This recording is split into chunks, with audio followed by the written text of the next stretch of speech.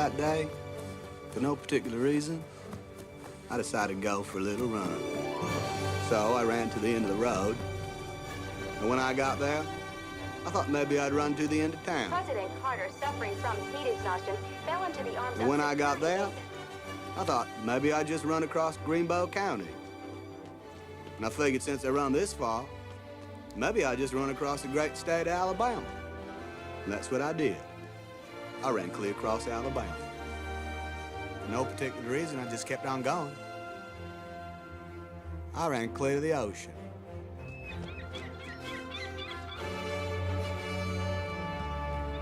And when I got there, I figured since I'd gone this far, I might as well turn around, just keep on going.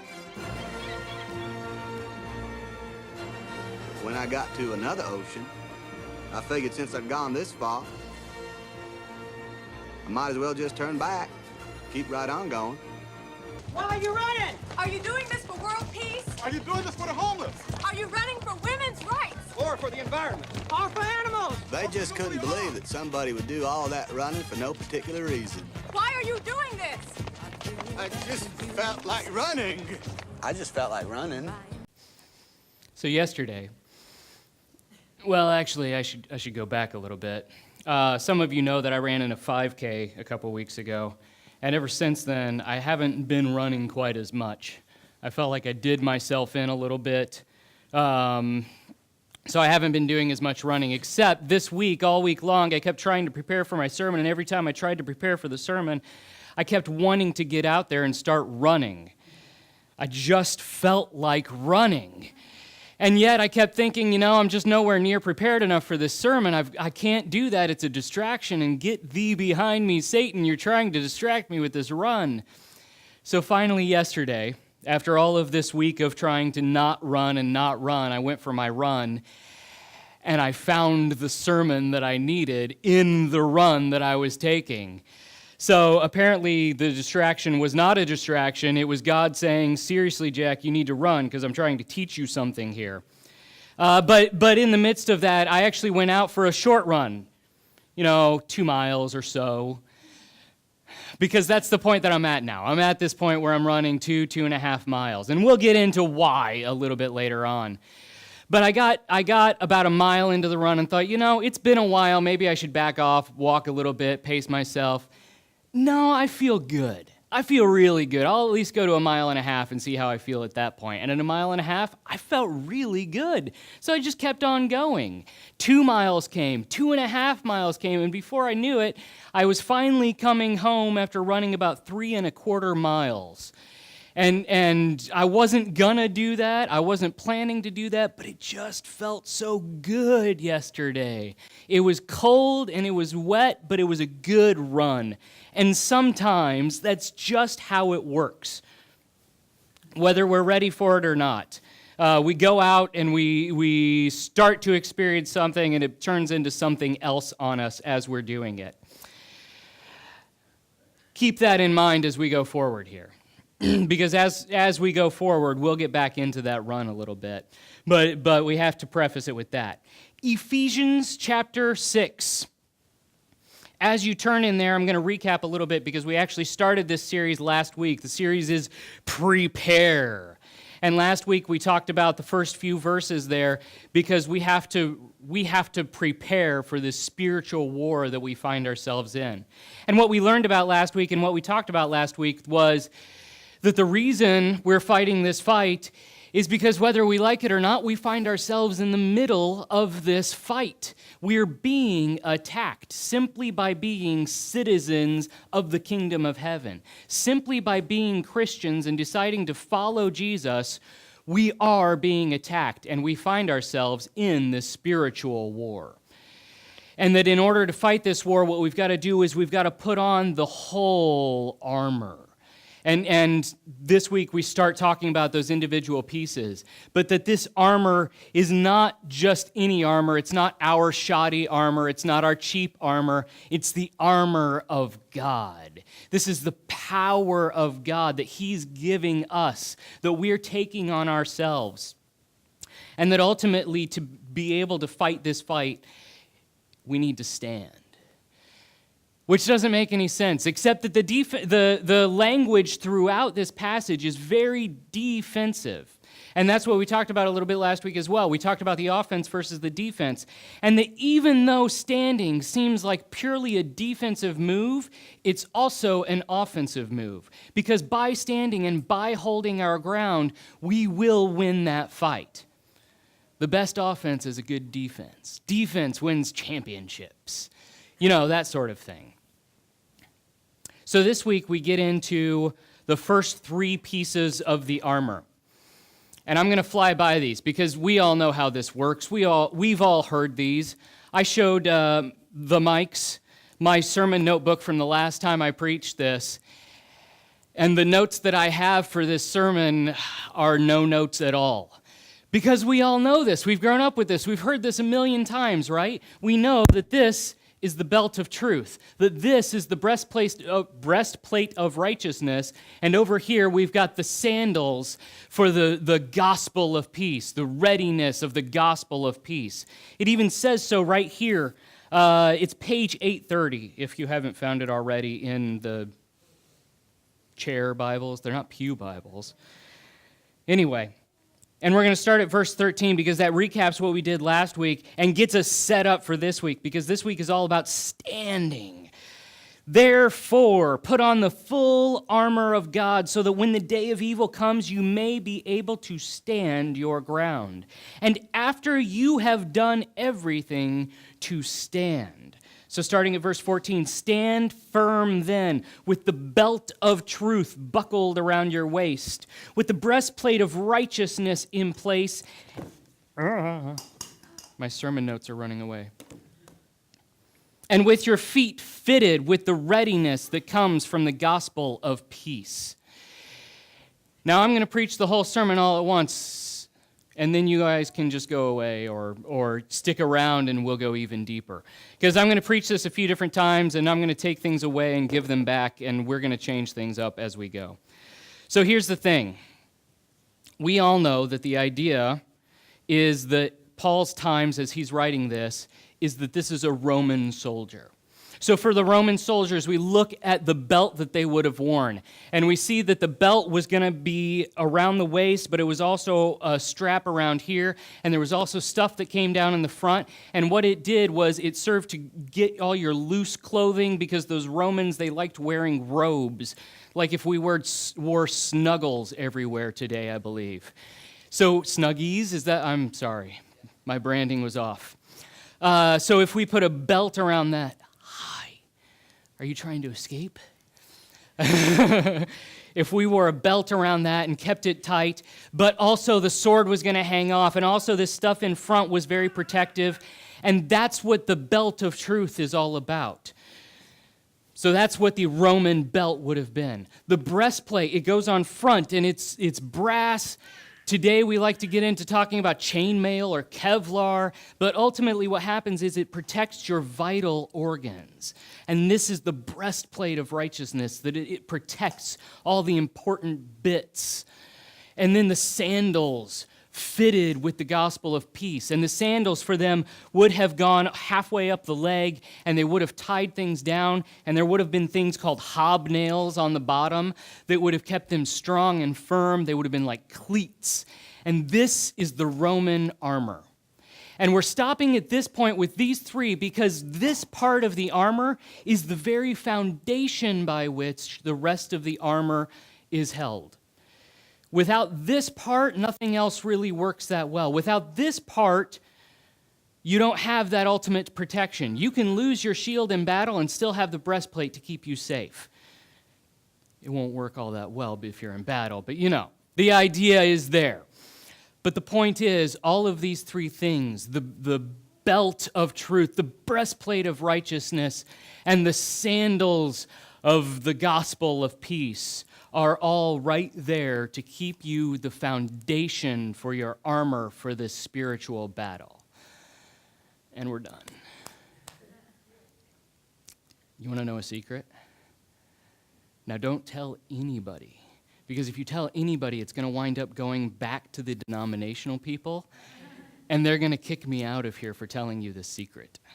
The secret in this passage is the belt and the sandals aren't actually there. There is no belt of truth. There are no sandals of the gospel of peace. These things are verbs.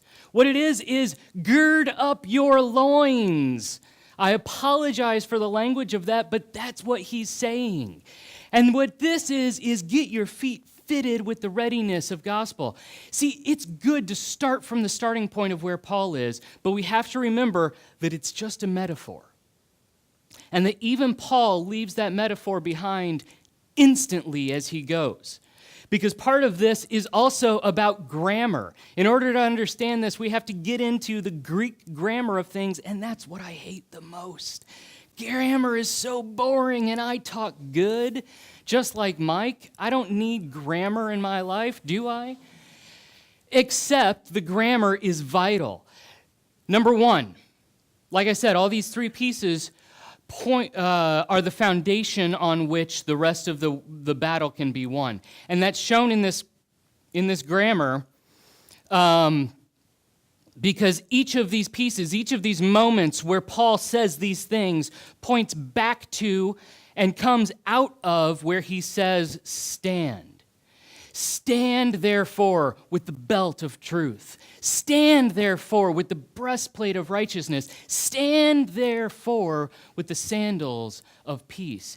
Each of these individually and all of these together are the foundation of your armor, which will enable you to stand firm and stand strong. And there's another thing that happens here. It's called apposition. Even though, I'm going to keep with the belt of truth language, even though there's no belt. Again, we'll get into it in a little bit. Even though it says belt of truth, it's not actually the belt of truth. See, the best example I came up with is, it's the dad taking his 13-year-old daughter to the movies to meet up with her friends. Yeah, she's his daughter, but she really doesn't want to be seen with him because he's just not cool. It's that kind of a relationship there. There's this distance. Yes, it's the belt of truth, but truth is the emphasis here. Truth is the focus. The belt can be left behind entirely. The belt has almost nothing to do with anything because truth is what really matters. Paul says, yes, I want you to look at this Roman soldier and to see that we're in the midst of this spiritual war. And that the way that we're going to do this is by dressing up like these soldiers do. But we're not going to dress up in belts and breastplates and sandals. We're going to dress up in truth, the way they would dress up in a belt. We're going to dress up in righteousness, the way they would put on a breastplate. And we're going to dress up in the readiness that comes from the gospel of peace, the way they would put on sandals. Are we together on this? Good. Let's get rid of all these then. Because like I said, they're not really here. But don't tell Bob. So, how do we go about this then? How do we begin to understand this? Well, of course, we have to start at the beginning. We have to start with truth. And we really are going to start with truth because, like I said, it's about truth and it's about righteousness and it's about preparing from the gospel of peace. It's all one thing but different parts, and we'll get there. Everything else comes from these attributes. So we're also going to throw our NIV off to the side just a little bit because we don't want to get distracted by the language of that. We want to keep with what this says, having girded up your loins with truth. See, truth today is a difficult concept to get into. Truth today in this postmodern world is seen as purely subjective. That it's not this objective thing. And there's this fight that goes on with us as Christians trying to say, no, there is absolute truth. And God is absolute truth. And with those people who aren't Christians saying, well, of course there's not absolute truth because everybody doesn't believe the same thing and it's okay for them to believe whatever they want. And somehow that one truth that there is no absolute truth is the truth for all. Are we still together? Good. I want to say for a moment, it's okay to look at truth a little more abstractly.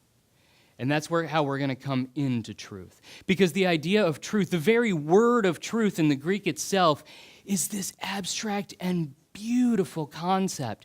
The word truth is aletheia, and it comes from lanthano, which means darkness, which means hidden. And you add that prefix to it, the to make it aletheia, and suddenly you're bringing it out of the darkness and into the light. And the person that was best at doing this, the person that used this concept the most, is of course that gospel writer that was so obsessed with light itself, John. John spoke of truth constantly, more than twice as much as anybody else in any other book in the New Testament.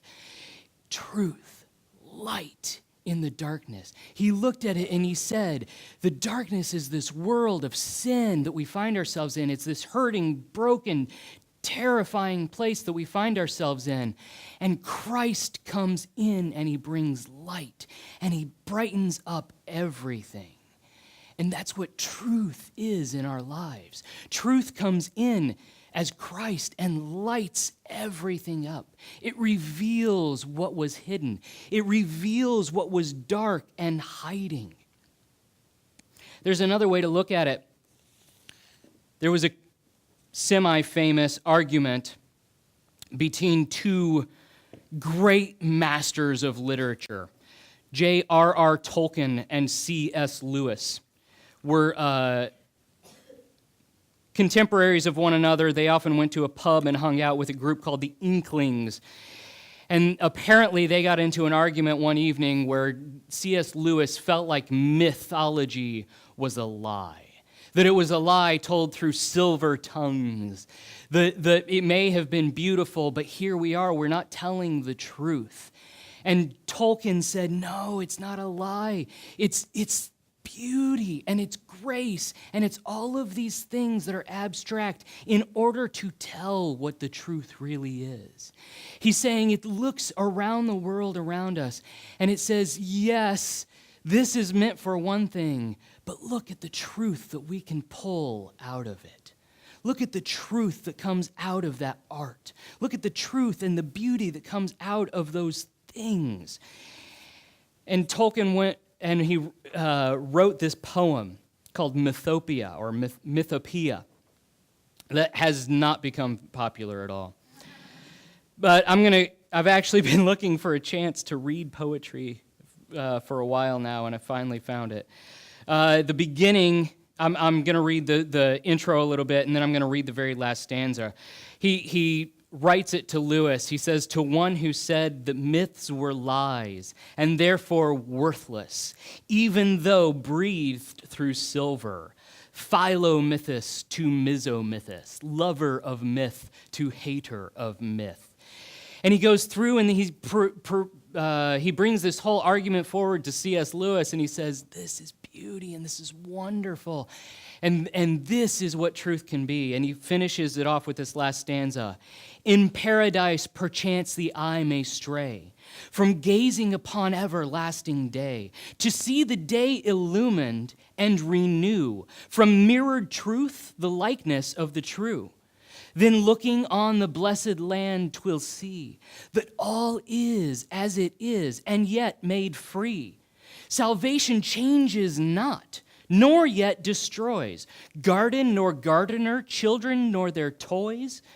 Evil it will not see, for evil lies, not in God's picture, but in crooked eyes, not in the source, but in malicious choice, and not in sound, but in tuneless voice. In paradise they look no more awry, and though they make anew, they make no lie. Be sure they still will make, not being dead, and poets shall have flames upon their head, and harps whereon their faultless fingers fall. There each shall choose forever from the all. And Tolkien laid out this whole thing of saying, Through beauty, we can find truth, and through truth, we will find God. Ultimately, with all of these songs, with dance, with all of this art, with stories that seem like one thing but can become this other thing, we can learn more of who God is. See, God was amazing enough to say, yes, there is absolute truth. I am absolute truth, says God. And yet, it's more than that. It's so much more than this linear concept. It's beauty, and it's grace, and it's wonder, and it's art, and it's creativity, and it's what is the truth of God in your life. I am the God of Abraham, and these are his experiences with me. I am the God of Mike, and these are his experiences with me. That is your truth. That is an abstract, beautiful, beautiful truth. And yet there's something else that happens with truth. The truth is absolutely vital in this warfare concept, that ultimately we have to remember that it is that one truth. There are those truths that are the absolute. Salvation is through Christ alone. God is three in one. And through these things, through having this base, this foundation of this truth, once we have that set in place, we're able to go and we're able to see the beauty and draw the beauty out from that.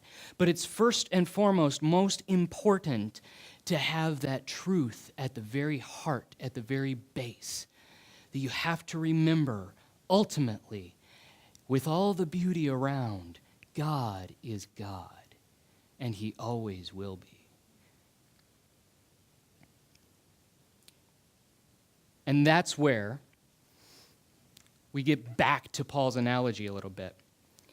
In the mid to late 90s, there was a football player for the University of Maryland who would come home from practice every day, take off his shoulder pads, and realize that his cotton t-shirt was just gross. And he wanted to burn it every time. But eventually he kept working and realized, maybe I can take the same thing that I wear on my pants and I can make it into a shirt. And he started this company out of his grandma's basement called Under Armour. And it revolutionized the way people wear things for sports. We have this concept now of things called base layers. We have to wear the compression shirts and then we put on everything else. And those compression shirts, what they do is they tighten us up. They hold everything in place so that when I go for a run, I'm not jiggling around the way that I would normally jiggle around. It holds things in place so that when I went for my run yesterday, my muscles did not wear out the way they usually do when I go for my runs. It draws moisture away so that when I'm done with my run, I'm not really hot and sweaty and gross as much as I otherwise would be. It lets heat out. It does all of these things all at once, but ultimately, it's the base, it's the foundation by which all of those sports are done. And it keeps everything tight and ready to go, just like the Romans would have done with that belt.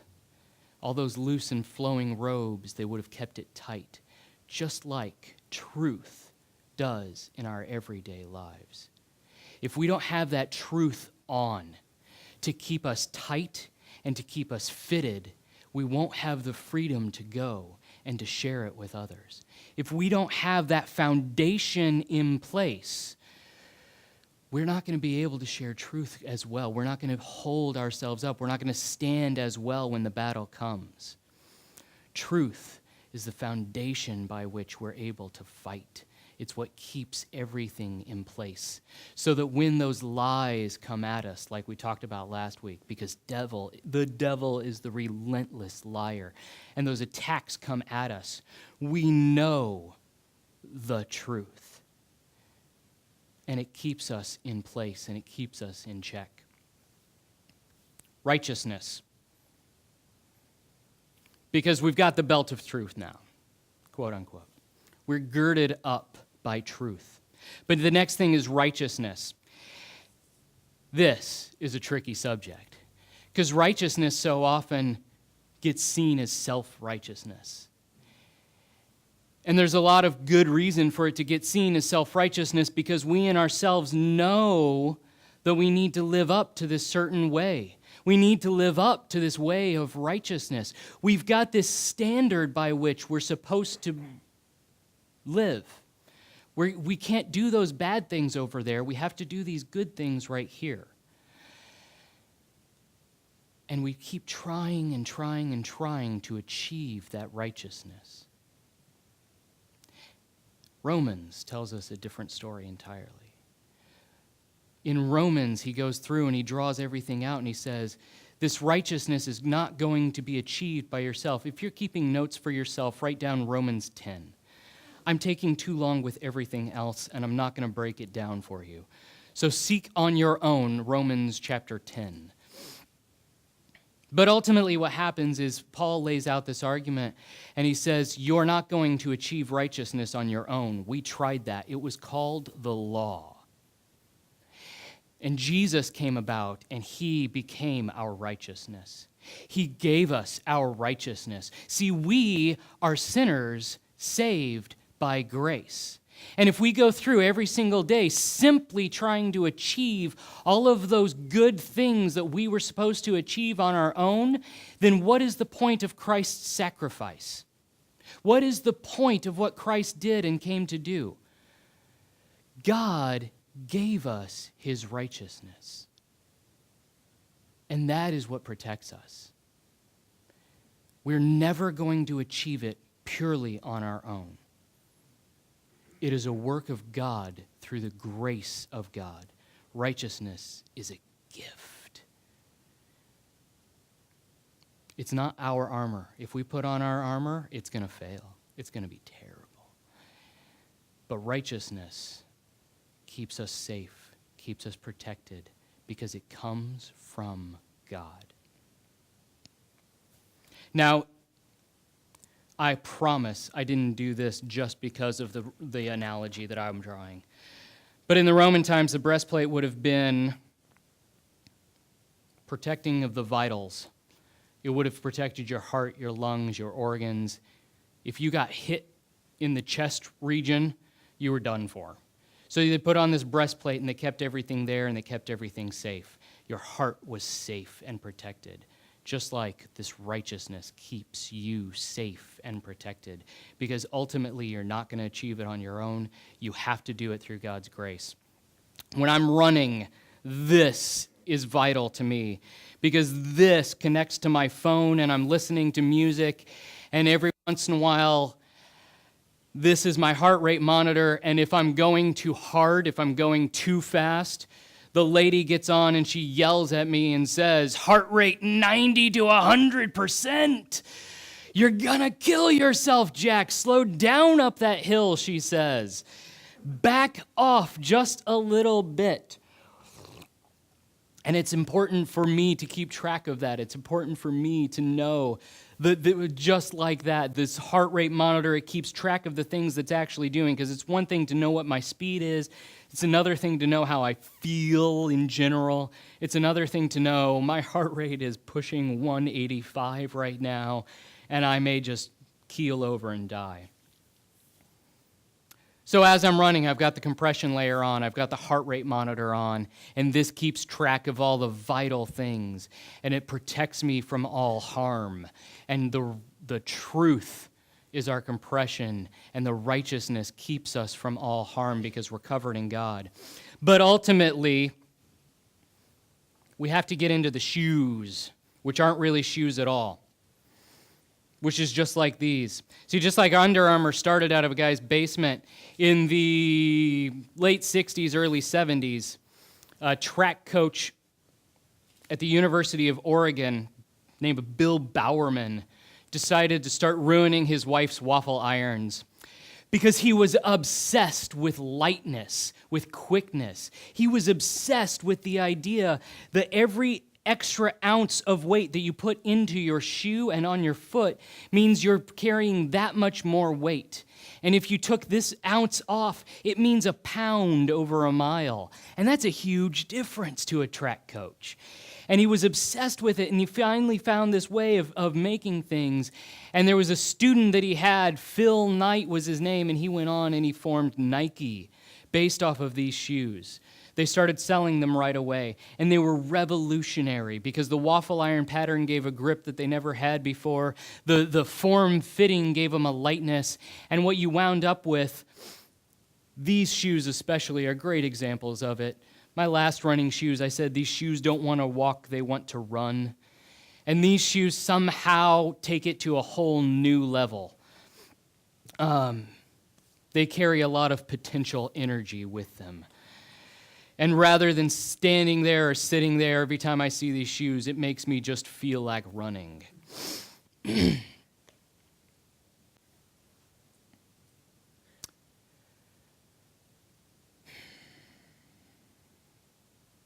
There's a difficulty that comes out. There's a complexity that comes out in what Paul says. He talks about binding up your feet. And then he gives this whole phrase. See, this is easy because this is truth. And this is easy because this is righteousness. But this is hard because this is readiness, and this is gospel, and this is peace. And which is the most important? Which do we actually call this? It's all of the above, because that's how I do things. It's all of the above. Because ultimately what you look at is you say, this is the gospel. We're going to put that in the middle of everything. We're going to say the gospel is right here. Because what's the most important thing for us as Christians? It's to spread the good news. It's the gospel. Because without salvation, we have no good news to spread. Without the gospel, we are never going to reach anybody. The good news, the gospel, is that message that we've got to get out. And after all, it was a marathon runner.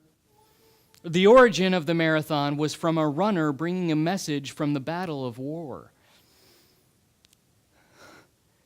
And here we are with the same thing going on. We've got this message that we have to deliver. And the message is one of peace. Because it was the angels in the first place that when they announced Jesus coming, what did they say? They said, peace on earth, goodwill towards men. Peace is harmony. Peace is love. Peace brings everything together. Peace is peace vertically between us and God. All sins have been forgiven through Christ alone. That is the truth and righteousness and peace all at once. Horizontally among men, we are to be in peace with one another and harmony. We are brothers and we are sisters in Christ. How is that not good and wonderful news? And once that good and wonderful news hits us, are we not just excited and ready to share it? I've got to put this up on Facebook right now. I've got to go out and tell my husband or my wife or my parents or whoever will listen to me, listen, I've been saved. Jesus has come and he has changed everything. We want to run. We want to share. It's all at once. We've got to have those shoes on. We've got to be bound in tight because we are about to go for what was a 2 mile and now is 2.5 and 3. And let's just go and go and go from one ocean to the next. Not because we feel like running, but because we have this message to bring. This message of the truth of God in our lives. That has brought us righteousness so that we are saved by grace and has brought us peace with one another. This is the foundation by which we will win a spiritual war. it's funny in the midst of things that especially with this passage, with this moment, and with the whole context of this armor, everybody looks at it and says it's purely a defensive thing. But I don't see it as purely a defensive thing. See, last week we got to the end of the whole thing and said, well, why does Paul say, and once all is accomplished, we stand? And we said, well, because victory is won. The victory is won. That doesn't mean we don't fight. Just because the battle is won doesn't mean we give up and walk off. We've got to stand strong and we've got to keep fighting. And there's this thing that keeps happening, that we've got to be ready for the defense so that we can go into the offense. That we've got to stand so that we can go. That we've got to fight, but we've already won. And that happens once again this week at the very end of things in the shoes that are fitted. Because he keeps saying, stand, stand, stand. And then he gets to the end, to these shoes over here, and he says, you should be ready to run. You should be ready to go. Stop standing around. You've got the gospel of peace fitted onto your feet. Now run. And he says, in the midst of this war, what is the message that we're bringing? Peace. Once again, what seems contradictory comes out, and it's not at all, because we're going to win this war by spreading the good news of peace. We're going to win this war by having stood firm and knowing that the victory is already ours. We're going to win this war, this each and every day kind of a war, by being prepared, by being bound up and ready to go in the truth, by keeping track of our everyday lives, by keeping safe and protected and whole with righteousness that only comes from God, and by keeping that energy, that desire, that willingness, that readiness to go and to spread that great, wonderful news that Jesus is here and peace has come. This is how we will start to win the war. This is the foundation by which the armor of God gets us prepared. Let's pray.